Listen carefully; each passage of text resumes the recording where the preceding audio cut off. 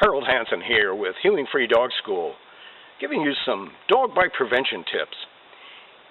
You may have a dog that can do these next three things and never have a problem with it, and that's perfectly fine. But if your dog is chasing and biting things that move, if your dog is chasing your kids around and threatening them, and if your dog is growling at people, be careful about playing these three activities.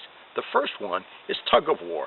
If you teach your dog to tug at the end of an object on your arm, a towel or a tug toy, you're teaching the dog to bite at the end of an arm. If this object isn't there, the tug toy is not there, the arm is. That's the way they train police dogs. They tease them with an object, they let the dog bite at the end of it, and then eventually when the dog is real good about going after that, what they do is they put the sleeve on the dog, and then the dog is going after what the dog thinks is the arm. So be real careful about that. Again, if your dog is mild-mannered, you can play it, but if your dog starts stepping over the line and grabbing your kids as they go running by and that kind of thing, back off on the tug of war. The second one is playing chase the ball. You think, boy, what can we do with the dog? You can play fetch.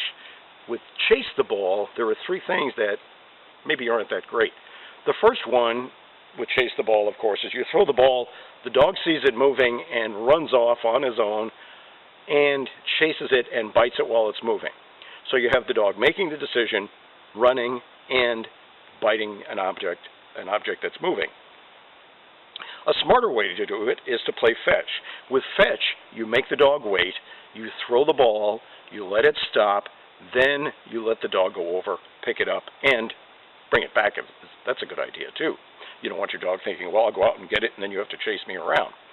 So when you're changing chase the ball to fetch, make your dog wait. If you don't have a stay, hold the dog on a line of some kind, throw the ball out, let it stop dead, let the dog go get it, and bring it back. One woman called up and said, we were going to play, she had one of these discs that you throw.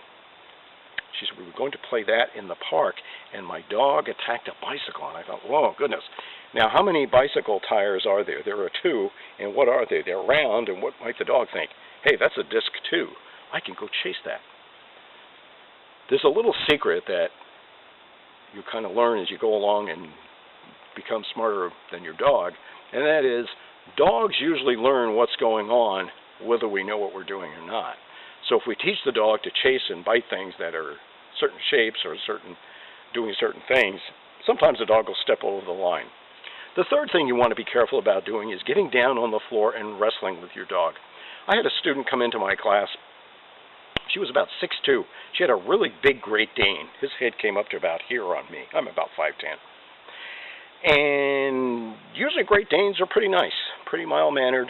This one had gotten really angry with her one night, and he jumped up and went after her. He was lying down in his bed on the floor. She went over to pet him, and he jumped up and started giving her a hard time. She managed to get the dog to stop, came into training. And as we talked and as she got the dog trained, she mentioned that she did something that I never do. She used to get down on the floor and wrestle with her dog.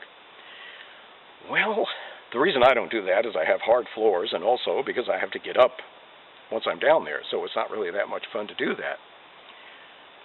By getting down, you're losing all your height advantage, and your dog tends to treat you more like a dog than a person.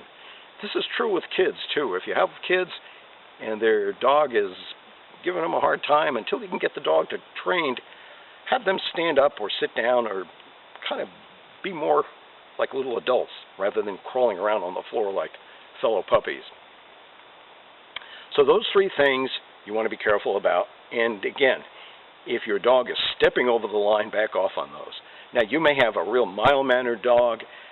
You can play all these games, and your dog never becomes a problem. So I'm not saying don't do it.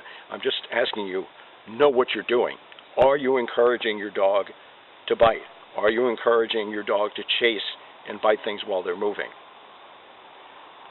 If you need help with these problems, call Healing Free Dog School. Or check our website, Healing Free, HEELING free.com. Thanks.